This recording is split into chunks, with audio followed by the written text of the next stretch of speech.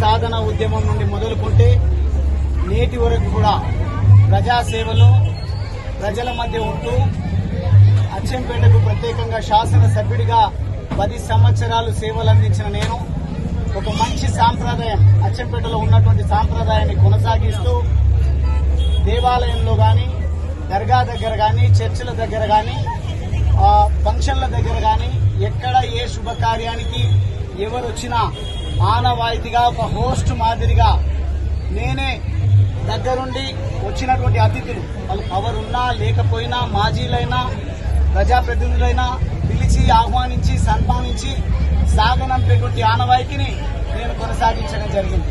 కానీ మొన్న బంజారాల తీజు ఉత్సవం నుంచి మొదలుకుంటే నేటి వరకు కూడా మొత్తంగా నేను కనిపించిన నా నాయకులు కార్యకర్తలు కనిపించిన కాంగ్రెస్ పార్టీకి ఎనలేని ఈర్ష్య పుట్టుకొచ్చి ఈ రోజు కూడా భ్రమరాంబ తల్లి ఆలయం ముందు ఆ విగ్రహాలను ఉత్సవ విగ్రహాలను అందరము చెరొక్క పక్క పట్టుకొని ఊరేగించేటువంటి ఆనవాయితీ. కానీ ఈ రోజు మాలలో ఉన్నటువంటి శాసనసభ్యుడు తన ఆదేశాల మేరకు పోలీసు వారు నన్ను గుడిలోని కూడా అనుమతించకుండా కావాలని కక్షగట్టి మరీ ముఖ్యంగా అచ్చంపేట ఇన్స్పెక్టర్ రవీందర్ నా ప్రైవేట్ పార్ట్స్ పైన కూడా ప్రజల మధ్యలో ఉంటూ దాడులు చేసి నన్ను ఇబ్బంది పెట్టేటువంటి ప్రయత్నం చేయడం జరిగింది. స్పృహ తప్పి పడిపోయే పరిస్థితి ఉన్నది.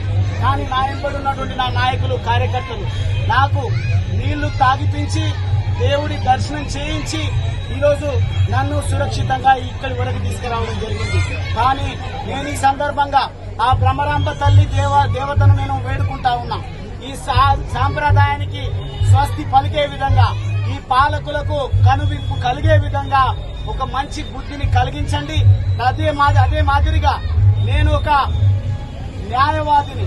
ఖచ్చితంగా ఈ విషయాలన్నింటినీ కూడా కోర్టులో న్యాయ వ్యవస్థలో తేల్చుకుంటా ఈ దుర్మార్గాలకు ఒడిగడుతున్నటువంటి ఎవరిని కూడా వదిలిపెట్టకుండా ప్రజాస్వామ్యబద్ధంగా వాళ్లకు తగిన రీతిలో బుద్ధి చెప్పి న్యాయ వ్యవస్థనే గెలుస్తుంది.